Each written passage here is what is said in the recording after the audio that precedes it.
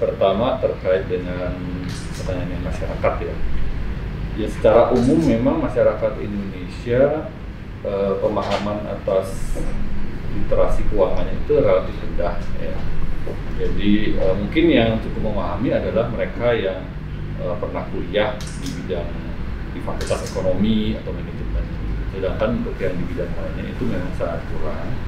Nah, sedangkan industri PBK sendiri itu memerlukan pemahaman yang lebih lanjut lagi gitu ya. Karena ini kan transaksi yang terkait dengan derivatif.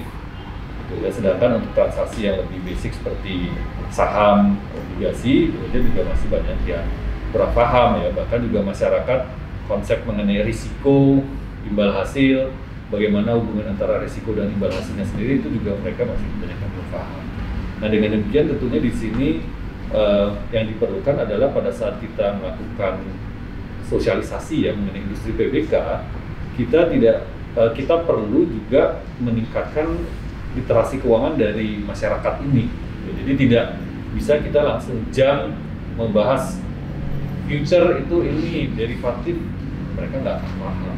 Jadi justru harus dari basicnya dulu, baru kemudian setelah itu kita sampaikan setelah mereka mulai memahami konsep risiko itu apa, bagaimana risiko dan imbal hasil itu berkaitan, baru kemudian kita bisa sampaikan mengenai apa sih itu perdagangan berjangka, manfaatnya apa bagi masyarakat, mengapa penting melakukan perdagangan berjangka untuk mengelola risiko, ya, dan bagi pelaku usaha itu juga bermanfaat. Nah itu menjadi sangat penting. Dan tentunya di sini Bapepti itu kan secara umum perannya adalah melakukan pengaturan, pengawasan, pembinaan, dan pengembangan. Ya, nah jadi dalam aspek pembinaan dan pengembangan, ya tentunya juga merupakan tanggung jawab bagi Bapepti untuk dapat mendorong masyarakat agar lebih paham mengenai industri PBK. Namun di sini tentunya pelaksanaan ini adalah tanggung jawab bersama. Dalam arti bursa, lembaga clearing, kemudian pialang, dan juga wakil pialang, kita semua ini adalah juga yang tentunya bertanggung jawab kemudian menyampaikan kepada masyarakat, calon nasabah mengenai apa itu perdagangan.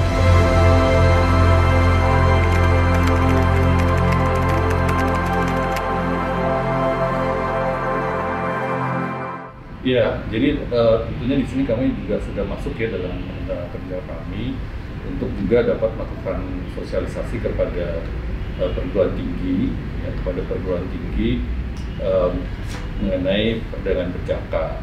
Dan yang juga penting di sini adalah bukan hanya yang di fakultas ekonomi saja, juga mungkin penting adalah fakultas hukum, ya, karena juga di salah satu pertemuan dengan pada saat kami melakukan sosialisasi mengenai industri PBK ini, itu juga ada masukan dari dosen fakultas hukum yang mengajar hukum investasi. Nah, mereka sendiri ternyata belum tahu itu mengenai perdagangan berjangka komoditi. Jadi di sini tentunya itu penting juga melakukan literasi kepada akademisi yang juga bukan hanya dari fakultas ekonomi gitu, tapi juga dari fakultas-fakultas lainnya.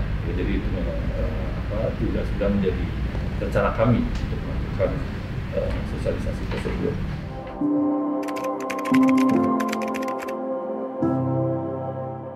Ya, jadi memang saya baru diangkat sebagai kepala Bapepti pada minggu pertama bulan Agustus ya tahun ini, dan selama beberapa bulan terakhir saya banyak belajar juga mengenai PBK ini.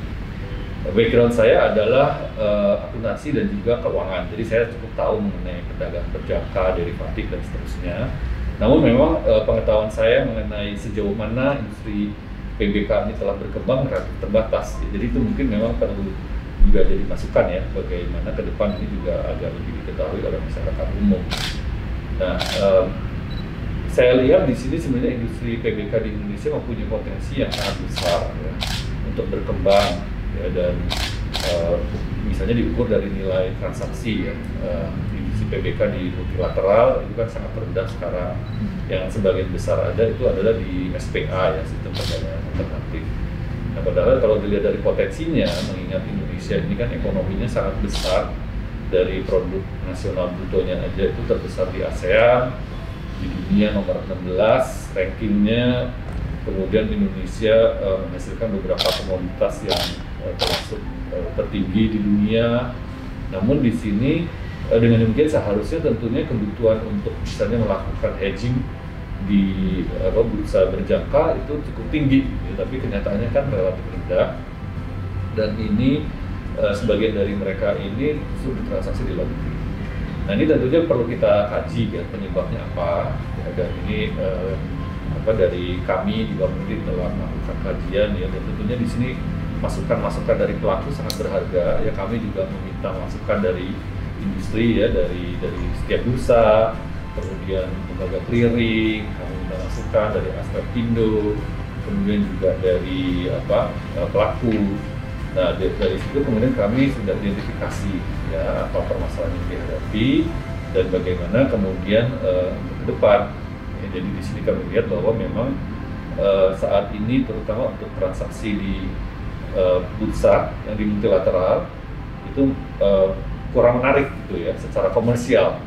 Nah berarti tentunya bagaimana supaya para masyarakat Indonesia ya pelaku bisnis ini menjadi tertarik untuk melakukan transaksi di multilateral, termasuk juga dari pelakunya. Jadi bagaimana mendorong pialang untuk mau melakukan transaksi di multilateral, ya apakah perlu juga ada insentif, perlu ada kerjasama misalnya, kolaborasi dengan pihak-pihak yang punya potensi untuk melakukan transaksi ya, misalnya asosiasi ya, asosiasi industri komoditas yang memang punya potensi untuk bertransaksi ya. Itu yang pertama. Kemudian yang berikutnya adalah juga bahwa industri ini adalah industri yang maju jika memang ada kepercayaan gitu dari masyarakat ya, kepercayaan dalam arti pada saat mereka bertransaksi, hak-hak mereka akan dilindungi, dihargai, dan jika kemudian mereka merasa bahwa mereka diperlakukan tidak wajar, mereka mempunyai sarana untuk melakukan pengaduan, dan kemudian pengaduannya ini dapat diselesaikan secara tepat waktu dan juga secara adil, secara wajar. Ya. Jika para nasabah ini tidak puas ya dengan kualitas layanan dari industri PBK ini, mereka tidak akan lagi mau bertransaksi, ya, dan mereka kemudian tentunya juga akan menyampaikan informasi yang negatif terhadap industri ini. Pada akhirnya tentunya ini akan menjadi bumerang kan bagi industri ini, karena akan sedikit gitu orang yang mau bertransaksi. Ya, jadi ini sebenarnya prinsipnya sederhana sih. Artinya kalau kita lihat di industri lain kan selalu memang customer is the king. Kan? Ini juga harus diterapkan di industri ini. Ya, yang kita kejar tentunya adalah pertumbuhan yang terus sustain ya, ke depan dalam jangka panjang, bukan hanya sekedar mengejar profit jangka pendek.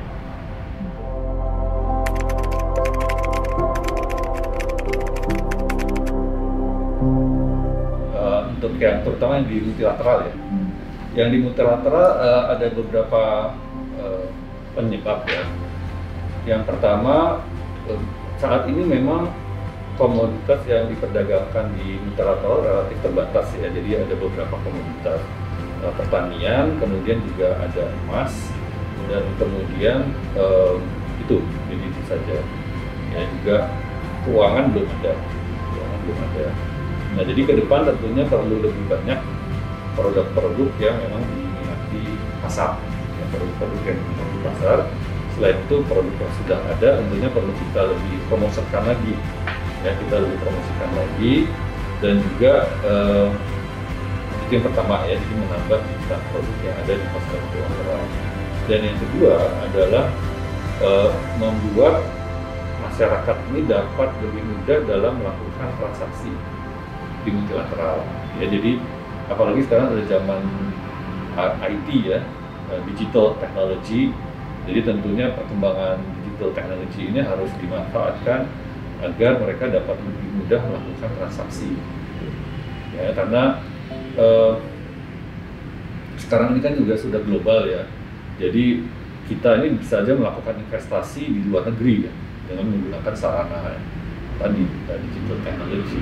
Dan kalau misalnya yang dari luar negeri menawarkan program yang dapat dengan mudah mereka akses, ya tentunya mereka akan milih itu dibandingkan dengan yang kita. Jadi itu perlu juga diperbaiki. Dan yang berikutnya tentunya perlu dipastikan bahwa eh, bahwa transaksi yang dilakukan ini aman ya. Artinya tentunya juga sudah ada lembaga clearing ya, yang memastikan itu terjadi. Nah, tapi tentunya kita perlu dipastikan kalau misalnya jangan sampai terjadi gagal bayar atau gagal serah ya, karena begitu itu terjadi itu tentunya akan juga berdampak negatif terhadap industri ini. Ya, itu. Kemudian yang berikutnya adalah insentif untuk melakukan transaksi di multilateral ya, karena memang pialang saat ini cenderung maunya bertransaksi di SPA ya, karena lebih besar. Nah, ini kita harus kita diskusikan ya dengan industri bagaimana supaya mendorong pialang ini melakukan transaksi di multilateral.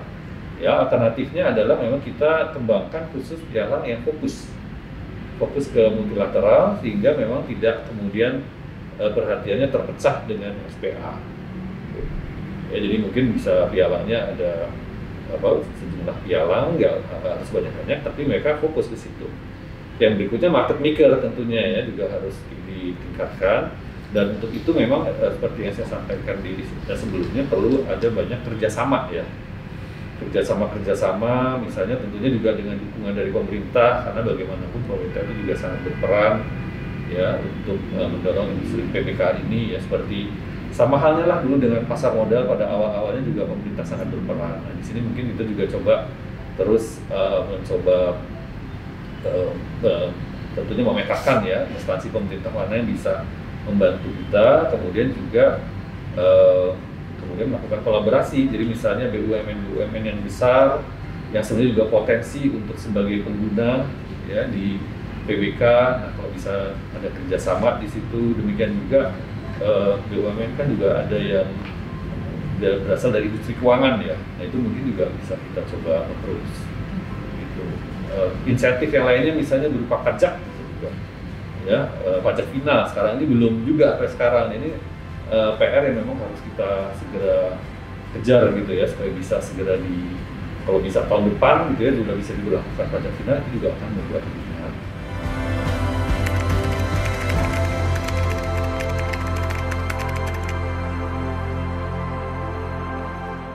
Nah, Bapepti di sini kan tugasnya melakukan pengawasan, pengaturan, dan kemudian pembinaan pengembangan bukan hanya di PBK ya, bukan hanya di perdagangan komoditi, tapi juga di sistem isi gudang dan juga pasar lelang komoditas.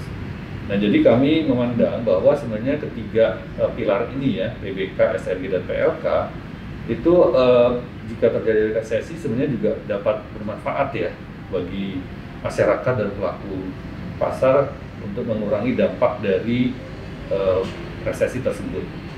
Ya, jadi misalnya kalau untuk PBK sebenarnya biasanya nih kalau dalam ekonomi yang resesi itu tingkat volatilitas meningkat tinggi, risiko tinggi sekali, uncertainty tinggi, sehingga harga barang itu sangat berfluktuasi. Dan ini tentunya akan sangat menyulitkan pelaku usaha, di mana mereka akan sulit melakukan perencanaan kalau misalnya tidak dapat memprediksi harga bahan baku ataupun harga jual produknya. Nah, di sini kan sebenarnya PBK berperan untuk dapat mengurangi dampak negatif tadi dari resesi, di mana tingkat ketidakpastian tinggi dengan melakukan hedging, misalnya mengelola risiko. Nah, untuk yang sistem risiko gudang ini juga sangat bermanfaat karena terutama bagi petani-petani kecil ya, di mana mereka ini kalau misalnya panen harganya turun kan biasanya kalau panen, dan kasihan kalau mereka harus menjual pada harga yang rendah pada saat panen. Dan dengan adanya sistem risiko gudang, maka petani dapat menempatkan barangnya di gudang sambil menunggu harganya membaik ya, dan sementara menempatkan barangnya di gudang tentunya mereka tetap perlu dana kan. Nah, di sini keunikan dari sistem risiko gudang adalah ada bank yang dapat memberikan pembiayaan, dan kalau untuk petani itu tingkat bunganya disubsidi hanya 6%. Jadi di sini petani juga akan terbantu kan dengan keberadaan sistem risiko gudang. Belum lagi kalau sistem risiko gudangnya ini juga bisa memutus mata rantai distribusi, sehingga jadi bisa lebih pendek. Jadi biasanya misalnya kalau dari petani sampai ke konsumen akhir itu melalui 6 jalur distribusi. Nah, dengan adanya SRG, misalnya dari gudang tersebut bisa langsung ke pedagang retail. Ya, jadi kan cepat kan. Jadi dari yang 6 itu bisa hanya tinggal 2. Nah, tentunya di sini karena petani menjual langsung ke toko retail, harga jual komoditasnya jadi lebih tinggi kan. Gitu. Dan bagi si retail juga mestinya harga dia bisa beli dengan harga lebih murah. Nah, ini tentunya juga akan berdampak positif ya untuk membantu pemulihan ekonomi nasional. Nah, yang terakhir pasar lelang komoditas ini juga seperti dengan SRG, sebenarnya PLK ini dapat digunakan juga untuk dapat mengurangi mata rantai perdagangan, sehingga baik pembeli maupun penjual di pasar lelang komoditas ini dapat memperoleh harga yang lebih baik. Ya. Namun memang saat ini in term of volume ya belum terlalu signifikan ya untuk yang SRG maupun PLK. Nah, ini tentunya perlu kita kembangkan ke depan ya. Bapeti juga sudah mempunyai rencana-rencana untuk dapat meningkatkan secara signifikan penggunaan gudang SRG dan PLK. Jadi kalau saya lihat sih sebenarnya PBK, SRG dan PLK ini tiga-tiganya nih kalau memang sudah ini ya mapan ya nilainya tinggi, sebenarnya itu dia juga dapat membantu pengurangan mempercepat pemulihan ekonomi nasional.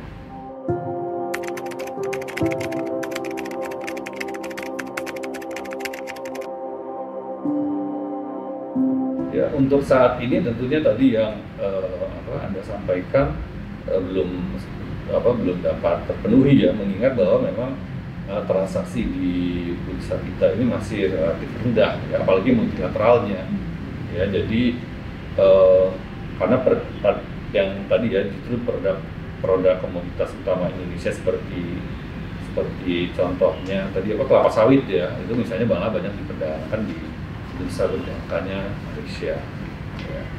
Nah, jadi tentunya yang kita harapkan adalah bahwa seperti tadi yang saya sampaikan ya, Indonesia ekonomi paling besar ya, harusnya bisa ya mereka ini melakukan perdagangan di Indonesia, nggak harus ke luar negeri. Nah, tentunya di sini ini merupakan PR bagi kita bagaimana dapat membuat PBK di Indonesia ini menarik sehingga yang tadinya melakukan transaksi di luar negeri mau melakukan transaksi di dalam negeri. Nah, untuk itu tentunya perlu dikaji ya, apa yang menyebabkan apa yang membuat mereka yang di luar negeri ini lebih kompetitif dibanding Indonesia. Yang juga penting mungkin adalah bahwa mungkin perlu dipertimbangkan juga misalnya bursa dan lembaga clearing yang di Indonesia itu dapat melakukan strategic alliance ya, aliansi strategis ya dengan misalnya bursa dan lembaga clearing di luar negeri ya, karena dengan adanya aliansi strategis ini itu bisa jadi juga akan dapat meningkatkan kepercayaan gitu dari masyarakat untuk melakukan transaksi di kita di dalam gitu, karena mereka lihat oke, ini bisa melakukan kerjasama dengan misalnya dengan bursa atau lembaga clearing yang bereputasi di luar negeri. Nah, berarti kan mestinya ini juga standar kualitasnya udah sama lah. Jadi itu. Jadi memang saat ini belum yang terkait dengan tadi ya price ya pembentukan harga dan seterusnya itu belum sepenuhnya terjadi.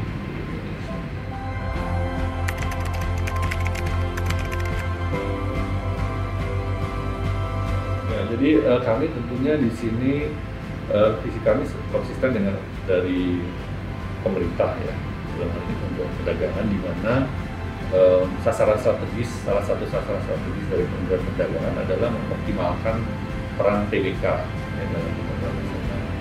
Dan ini implikasinya tentunya terjemahannya adalah bahwa transaksi di PBK ini harus meningkat signifikan. Ya. Memang beberapa tahun terakhir ini sudah cukup baik ya, saya lihat peningkatannya sampai mungkin tahun ini di atas 20%, mungkin bisa jadi 50% itu dibanding tahun lalu. Padahal ini kan dalam kondisi pandemik ya. Nah, itu yang kita harapkan terus bisa berlanjut ke depan. Ya, kalau bisa lebih tinggi lagi gitu, kalau bisa 100% kenapa tidak? Ya, jadi memang fokus kami ke depan ini adalah bagaimana supaya transaksi perdagangan terutama di multilateral itu dapat meningkat signifikan, ya, dan meningkatnya signifikan ini bukan karena ini ada diwajibkan gitu harus di multilateral, tapi karena memang tertarik masuk ke situ, bukan karena ada aturan mewajibkan harus bertransaksi multilateral. Gitu. demikian mungkin ya untuk yang tahun ke depan ini kami sudah mempunyai rencana aksi, dan rencana aksi ini juga kami sudah sebagian tentunya di sini memang perlu dilaksanakan oleh bursa dan lembaga clearing ya, karena memang bursa dan lembaga clearing ini juga sangat berperan ya dalam untuk memajukan industri ini, dan kami sudah komunikasikan ke mereka, dan juga ke pialangnya tentunya ya, pialang. Jadi kami akan juga mulai lebih banyak mungkin melakukan dialog ya dengan pimpinan perusahaan-perusahaan pialang ini mengenai visi kami, rencana aksi kami, dan juga tentunya minta masukan dari mereka bagaimana agar lebih maju ya. Jadi saya kira adanya komunikasi ini itu perlu terus diintensifkan ke depan ya, sehingga kami juga dari mereka itu memahami apa yang kami inginkan, dan juga mungkin mereka dapat memberikan masukan-masukan.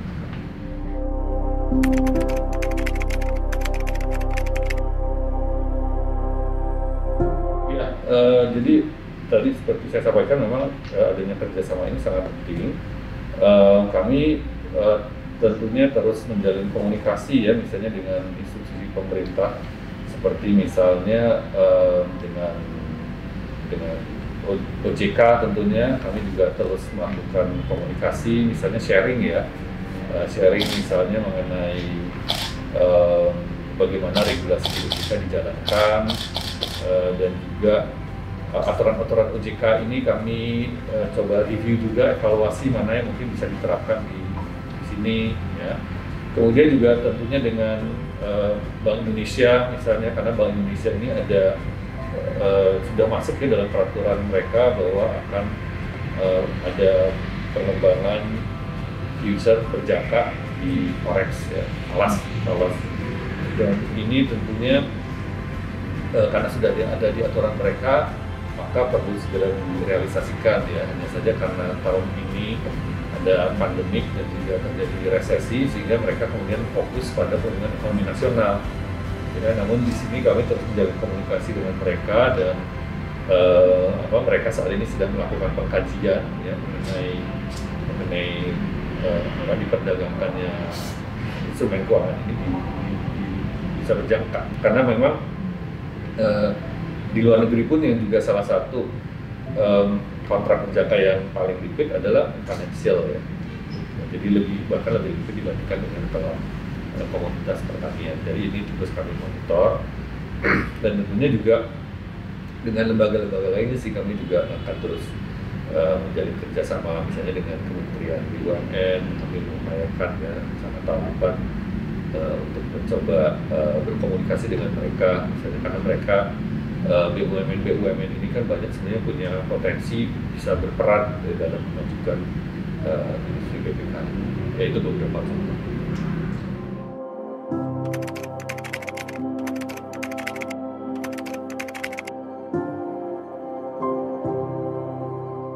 Ya, untuk menutup tahun ini seperti yang saya sampaikan sebelumnya, kinerja industri perdagangan berjangka baik ya. Jadi di sini baik transaksi di multilateral maupun bilateral itu meningkat cukup signifikan ya, dan saya juga contohnya misalnya juga ini ya dari BKDI ya, ada produk baru GoFX ya. GoFX ini yang diluncurkan di bursa multilateral, dan ternyata tanggapan masyarakatnya ini sangat positif ya. Nah, jadi adanya inisiatif-inisiatif baru, inovasi baru ini tentunya sangat baik ya, dan kami hargai, dan ini mudah-mudahan bisa diteruskan ke depan gitu ya. Jadi adanya inovasi-inovasi ini yang memang dibutuhkan oleh masyarakat ya, karena memang masyarakat ini membutuhkan, pasti mereka akan mau bertransaksi ya. Dan tentunya di sini saya apresiasi ya terhadap pelaku dari industri PMK ini atas kinerja yang mereka capai ya, walaupun dalam kondisi pandemik ternyata malah nilai transaksinya meningkat, dan mudah-mudahan ini bisa terus bisa dipertahankan ke depan. Ya, ada sejumlah rencana aksi yang memang sudah kami canangkan, dan kami harapkan tentunya di sini dukungan dari pelaku industri untuk dapat bersama-sama menjalankan rencana aksi tersebut.